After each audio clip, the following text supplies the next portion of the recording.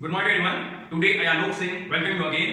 तो आज हम लोग डील करने जा रहे हैं इंडियन पेनल कोड 1860 के अंदर एलिमेंट्स ऑफ क्राइम पे। तो हम लोग आज एलिमेंट्स ऑफ क्राइम पे डिस्कस करेंगे और मेरा ये आपसे प्रॉमिस है कि आप इस वीडियो देखने के बाद एटलीस्ट 20% में नॉलेज को बूस्ट पाएंगे। तो आइए शुरू करते हैं। तो बेसिकली हमने वर्ड यूज किया है एलिमेंट्स ऑफ क्राइम। पहली बात जो आपको क्लियर होनी चाहिए कि आईपीसी के डेफिनेशन क्लॉज में कहीं पर भी क्राइम की डेफिनेशन नहीं है। पहली चीज, आईपीसी के डेफिनेशन क्लॉज में कहीं पर भी क्राइम की डेफिनेशन नहीं है। जो लोग कहते हैं कि सेक्शन 40 में है, तो सेक्शन 40 में आपका बेसिकली ऑफेंस की डेफिनेशन है। तो हमको ध्यान देना है कि क्राइम आपका एज इट इज आप ऑफेंस नहीं समझ सकते। और एक बात आपको और याद रखनी है कि लॉ के अंदर कोई भी आपका सिनोनिम्स नहीं होते हैं, सेम मीनिंग नहीं होती है। तो देखिए, अब क्राइम और ऑफेंस में अंतर क्या होता है ये समझ लीजिए। क्राइम और ऑफेंस में अंतर क्या होता है?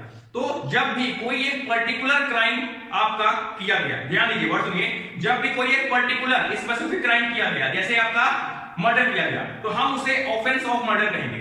थेफ्ट किया गया तो ऑफेंस ऑफ थेफ्ट। और जब हम ओवरऑल बात करेंगे कि कोई भी आपका अपराध किया गया, तो उसको हम क्राइम का वर्ड यूज करेंगे। क्या मतलब? जब भी हम इन जनरल बात करेंगे कि आपका murder, rape, theft, extortion, kidnapping, abduction, तो जब सबका कलेक्शन आप बात करोगे, सबको आप कलेक्टिवली जनरल में बात करोगे तो क्राइम वर्ड यूज करोगे। और जब भी आप स्पेसिफिक हो जाओगे, तो आप यूज करोगे word offence. Means offence of this, offence of this, offence of criminal case conspiracy, यह इस तरह के आप यूज करोगे। तो पहली चीज, जब भी जनरल बातें करोगे तो आप यूज करोगे क्राइम, और जब भी स्पेसिफिक किसी भी स्पेसिफिक ऑफेंस की, मतलब किसी भी स्पेसिफिक क्राइम की बात करोगे तो आपका ऑफेंस वर्ड यूज करोगे। तो पहली चीज आपको क्लियर हो गई कि क्राइम और ऑफेंस में क्या अंतर है। तो आइए अब देखते हैं कि एलिमेंट्स कौन-कौन से होते हैं क्राइम के। तो बेसिकली जो एलिमेंट्स हैं उसका आपको चार है एलिमेंट्स। पहला आपका human being, second is mens rea, third is actus reus, और फोर्थ है आपका इंजरी।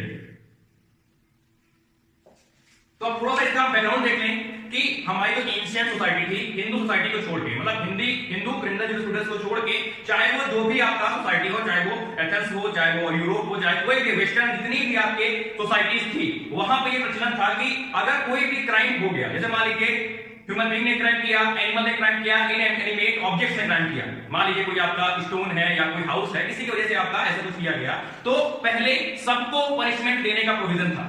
चाहे वो ह्यूमन बीइंग ने किसी का मर्डर कर दिया हो, किसी की किडनैपिंग कर दी हो, कुछ भी कर दिया हो या चोरी कर दी हो, तो उसको भी हम पनिशमेंट देते थे, ह्यूमन बीइंग को भी। उसके बाद आपका अगर कोई जानवर, किसी जानवर ने दूसरे को काट लिया, इस पर मर गया, या फिर इंजरी प्रोवाइड कर दिया, कुछ भी कर दिया, किसी तरह का नुकसान कर दिया, यहां तक कि आपका किसी के खेत भी वो चल गया। या फिर थर्ड एग्जांपल, अगर किसी ने आपका कोई ऑब्जेक्ट था, मान लीजिए कोई आदमी जा रहा था, किसी ऑब्जेक्ट में लड़ के या एक्सीडेंटली या कुछ गिर गया उसके ऊपर, तो उस वजह से उसको अगर किसी भी प्रकार का लॉस होता है, मॉनेटरी लॉस हो रहा है या फिर उसकी लाइफ को लॉस हो रहा है, तो आपका तीनों चीजों को, चाहे वो ह्यूमन हो, चाहे वो एनिमल, चाहे वो आपका इनएनिमेट ऑब्जेक्ट, तो तीनों को आपको पनिशमेंट का रूल था। ठीक है, तो हम अगर देखते हैं तो एंशिएंट का क्या रूल था। एंशिएंट में पनिशमेंट टू किसको देते थे हम लोग? ह्यूमंस, एनिमल्स, और थर्ड इनएनिमेट ऑब्जेक्ट। तो आपका एंशिएंट में इन तीनों को मिलती थी, और एंशिएंट में ये भी था कि आपका एनिमल्स के लिए जो उसका मास्टर है उसको भी लाइबल किया जा सकता था कि आपका जो ह्यूमंस को, तो अगर उसने क्राइम किया तो हम करेंगे ही, और साथ में एनिमल, अगर किसी के एनिमल, मेरे डॉग ने, मेरी शीप ने किसी को अगर हार्म कर दिया, तो उसके लिए भी मैं भी और एनिमल दोनों को लाइबल किया जा सकता था। तो ये एंशिएंट का था। तो ह्यूमन बीइंग जो आज का है, लेकिन हिंदू जूरिस्प्रूडेंस में ये चीज नहीं था। हिंदू क्रिमिनल जूरिस्प्रूडेंस में आपका केवल और केवल ह्यूमन को ही सजा मिलने का प्रावधान था। ये याद रखिएगा कि हिंदू, हमारे जो हिंदू जूरिस्प्रूडेंस है सबसे अच्छा है। ठीक है, तो अब मॉडर्न व्यू क्या है? मॉडर्न में आपका punishment to human beings only, मतलब केवल और केवल ह्यूमन बीइंग्स जो आपके हैं उन्हीं को पनिशमेंट दी जाएगी। और इसमें भी दो कंडीशन है, इसमें भी दो कंडीशन है। पहला आपका कि जो ह्यूमन बीइंग है वो आपका लीगली आपका ऑब्लाइज हो, मतलब उसके पास कोई लीगल ऑब्लिगेशन हो कि उसको कोई चीज फॉलो करना है। अगर उसके ऊपर कोई लीगल ऑब्लिगेशन नहीं है तो उसको आप पनिश नहीं करोगे। तो पहले से आपको ध्यान रखना है, आपको पहली चीज में आपका ह्यूमन बीइंग के अंदर जो आएगा वो है कि उसके अंदर एक लीगल ऑब्लिगेशन होना चाहिए। मैं इसको एक्सप्लेन करता हूं क्या होता है। और दूसरा आपका फिट फॉर पनिशमेंट। तो क्या चीजें, दो चीजें ध्यान देना है ह्यूमन बीइंग के लिए आपका, कि पहला उसका आपका लीगल ऑब्लिगेशन होना चाहिए, दूसरा फिट फॉर पनिशमेंट होना चाहिए। तो पहला चीज आपका ये है। अब इसको अगर हम देखें तो लीगल ऑब्लिगेशन को हम आपका कवर करेंगे जो आपका थर्ड एलिमेंट है आपका एक्टस रियस में। अब दूसरा हम देखते हैं, दूसरा पहला पॉइंट हमारा हो गया ह्यूमन बीइंग। अब दूसरा आपका मेंस रिया। मेंस रिया, जो आपका मेंस रिया है, इसे आप और क्या कहते हो, गिल्टी माइंड। गिल्टी माइंड, तो ये आपका बेसिक हिंदू क्रिमिनल स्टूडेंट्स की ही ये आपका एक एवोल्यूशन है कि आपका वहां पे शुरुआत से ही आपका देखा जाता था कि जिस इंसान ने कोई काम किया है, क्या उसकी उस काम को करने के पीछे कोई गलत मकसद, रॉन्ग या गिल्टी इंटेंशन था कि नहीं था। अगर गिल्टी इंटेंशन था तभी उसको वो आपका लाइबल करते थे कोई भी ऑफेंस के लिए। अब इसको आप समझ लो कि अगर कोई ह्यूमन बीइंग के पास कोई गिल्टी इंटेंशन है, कोई ह्यूमन बीइंग के पास कोई गिल्टी इंटेंशन है, फॉर एग्जांपल ए ने बी को सेवरली बीट किया, ए ने बी को सेवरली बीट किया, इसमें अब बी को रेट्रिब्यूशन या रिवेंज की आपकी फीलिंग आ गई इसके अंदर, बी के अंदर। तो जब तक वो सोच रहा है कि मैं उसको एक नाइफ खरीदता हूं, मैं उसको स्टैब करूंगा, मार दूंगा, जब तक वो केवल सोच रहा है, जब तक केवल सोच रहा है, तब तक कोई भी उसके ऊपर पनिशमेंट या उसको लाइबल नहीं किया जाएगा पनिशमेंट के लिए। तो कोई ह्यूमन बीइंग जब तक उसके पास एक केवल गिल्टी इंटेंशन है कि मैं इसको किल कर दूंगा, मैं इसको किडनैप कर दूंगा, मैं चोरी करूंगा, यहां तक कि जो आपके और लोग थेफ्ट करने के लिए आप कहीं जाते हो और बाद में जाते जाते आपके रास्ते में आपका माइंड चेंज हो गया और आप वापस आ गए, तो आपके ऊपर कोई ऑफेंस नहीं चार्ज होगा। इसी तरह आपको कोई, आप किसी को आप किल करने जा रहे हो, आप एक्सीडेंट करने ही जा रहे हो इंटेंशनली, लेकिन आप एंड मोमेंट पे गाड़ी को आप घुमा लेते हो, तो इसमें भी कोई आपका ऑफेंस कमिट नहीं होगा। तो हमको क्या ध्यान देना है कि जब तक मेंस रिया है, केवल एक्टस रियस नहीं हुआ है, मतलब कि ओवर्ट एक्ट नहीं हुआ है, तब तक कोई भी आपकी लायबिलिटी नहीं होगी। तो आपका जो थर्ड पॉइंट है वो है आपका एक्टस रियस, या जैसे आप कह सकते हो ओवर्ट एक्ट या रॉन्गफुल एक्ट। तो बेसिकली इसमें दो चीजें आपकी कॉन्स्टिट्यूट होंगी। पहला है आपका एक्ट, कोई एक एक्ट या कोई एक ओमिशन, एक्ट या ओमिशन। तो इसको हम कैसे समझ सकते हैं, जैसे मान लीजिए एक इंडिविजुअल है, उसको आपका बाय लॉ ये फॉरबिड या प्रोहिबिट किया जाता है कि आप ऐसा कोई भी काम नहीं करोगे जो लॉ के कॉन्ट्रवेंशन या वायलेशन में होगा। आप ऐसा कोई भी काम नहीं करोगे जो आपके लॉ के कॉन्ट्रवेंशन या वायलेशन में होगा, और फिर भी वो काम करता है। जैसे वो आपका थेफ्ट कॉज करता है, डेकॉइटी करता है, रॉबरी करता है, क्रिमिनल ट्रेसपास करता है, मर्डर करता है, तो ये सब चीजें आपका पनिशेबल है, प्लस फॉरबिडन बाय लॉ है। फॉरबिडन बाय लॉ और पनिशेबल दोनों हैं। तो कोई भी इंडिविजुअल को एक्ट में ऐसा कोई भी काम नहीं करना है जो आपका उसे मना किया गया है लॉ के द्वारा। पहली चीज एक्ट कवर हो गया। और दूसरा ओमिशन। ओमिशन मतलब कोई एक ऐसा इंडिविजुअल जिसे कोई लीगल ऑब्लिगेशन प्रोवाइड करी है कि आपको ये काम करना ही करना है, और वो आदमी वो काम नहीं करता। फॉर एग्जाम्पल एक पुलिस ऑफिसर आपका एक मार्केट प्लेस में है, वो देखता है कि एक कोई चोरी करके भाग रहा है, किसी की चेन से लेकर भाग रहा है, लेकिन वो उसको कैच नहीं करता है, कैच नहीं करता है इंटेंशनली उसको कैच नहीं करता है, तो उसने अपनी ड्यूटी को ऑमिट किया, जो उसे करना चाहिए था उसने वो नहीं किया। इस तरह आपका अगर कोई मेडिकल प्रैक्टिशनर है या डॉक्टर है, उसके हॉस्पिटल में कोई सीरियस आपका केस आता है या किसी का एक्सीडेंट हो जाता है, और वो उसे मना कर देता है कि मैं इसको एडमिट नहीं करूंगा या मैं इसका ट्रीटमेंट नहीं करूंगा, तो ये उसकी लीगल ड्यूटी है कि वो उस आदमी का ट्रीटमेंट करे, लेकिन वो नहीं करता है, तो उसने अपनी ड्यूटी से ऑमिट किया, तो ये आपका ओमिशन में काउंट होगा। तो हमने जो पॉइंट डिस्कस किया था ऊपर कि ह्यूमन बीइंग के लिए लीगल ऑब्लिगेशन जब होना जरूरी है, तो वो आपका ओमिशन के अंदर कवर होता है। अब इसकी कोई एग्जांपल आप समझ लीजिए। पहला, जैसे मान लीजिए कोई एक वीरान सड़क थी, ठंडी का मौसम है, एक इंडिविजुअल ए देखता है कि कोई बच्चा न्यूबॉर्न बेबी को किसी ने वहां पे छोड़ दिया।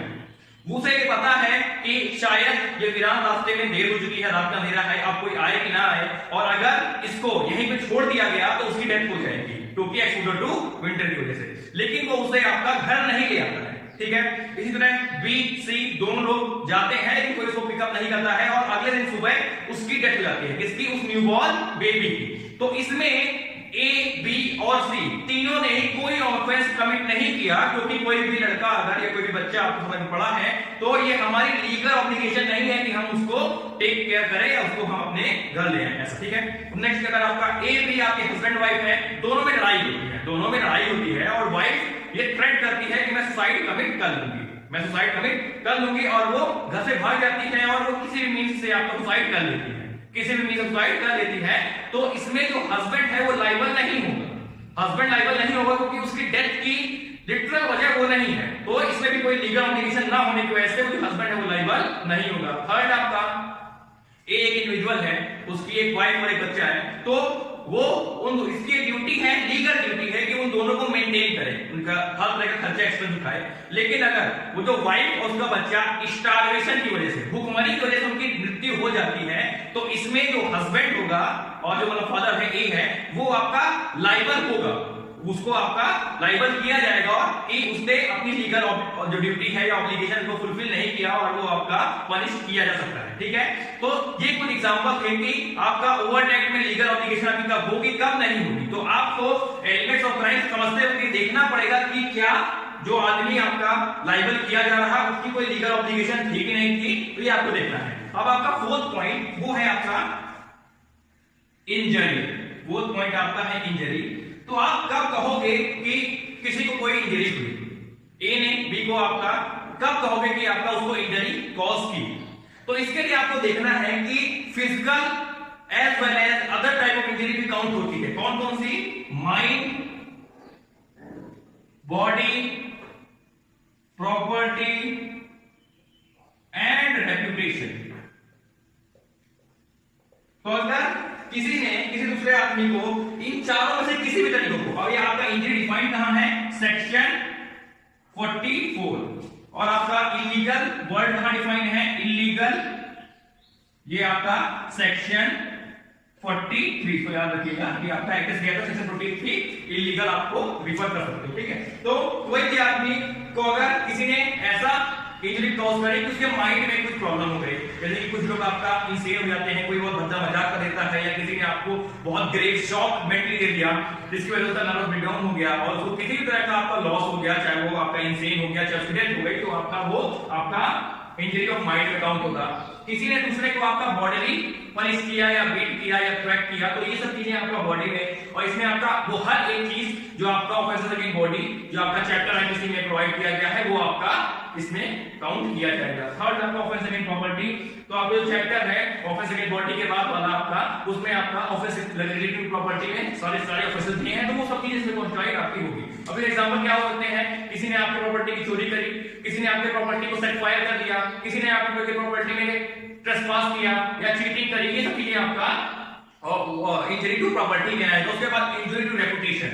रेपुटेशन मतलब आपकी ख्याति या फेम को उसने स्पॉइल किया, ये आपका डिफॉर्मेशन में जाएगा। इसमें डिफॉर्मेशन सेक्शन 499 500 में आपका ये जाएगा। तो ये चारों आपके एलिमेंट्स ऑफ क्राइम सीरीज में हमने कवर किया कि अगर कोई क्राइम कॉन्स्टिट्यूट होता है और आपको कोई क्वेश्चन आता है कि चेक करिए कि क्या कोई लाइबल हुआ कि नहीं होगा, तो आपको देखना होगा कि क्या कोई ह्यूमन बीइंग सब्जेक्ट है, ह्यूमन बीइंग सब्जेक्ट है जिसने आपका क्राइम किया है। इसमें आपका आर्टिफिशियल पर्सन काउंट नहीं होंगे, आर्टिफिशियल पर्सन काउंट नहीं होंगे, उनके बिहाफ में कोई ह्यूमन बीइंग को ट्राई किया जाएगा। उसके बाद क्या उसने मेंस्ट्रिया या टेजिंग वाइट थी कि नहीं थी, और इसमें आप एक एक्सेप्शन याद कर लो कि अगर मेंस्ट्रिया नहीं है, मेंस्ट्रिया नहीं है, तब भी आपके ऑफेंस कॉन्स्टिट्यूट हो सकते हैं। उसका एग्जांपल सेक्शन 494 बाइगैमी। बाइगैमी मतलब कोई एक इंडिविजुअल अपने हस्बैंड और वाइफ के रहते दूसरी शादी कर लेता है, तो वो आपका बाइगैमी में काउंट होगा, चाहे आपका इंटेंशन था, रॉन्ग इंटेंशन या नहीं था, तभी आप पनिश करने के लिए लाइबल होंगे। उसके बाद एक्टस रियस ना होने पर भी कभी कभी आपको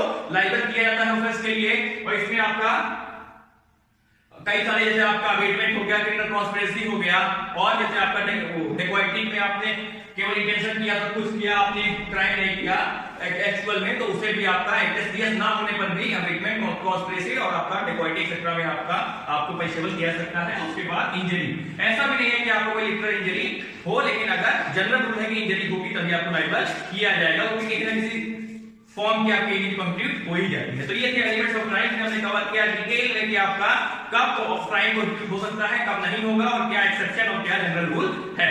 तो hope you like this video beneficial. Thanks for watching, have a nice day.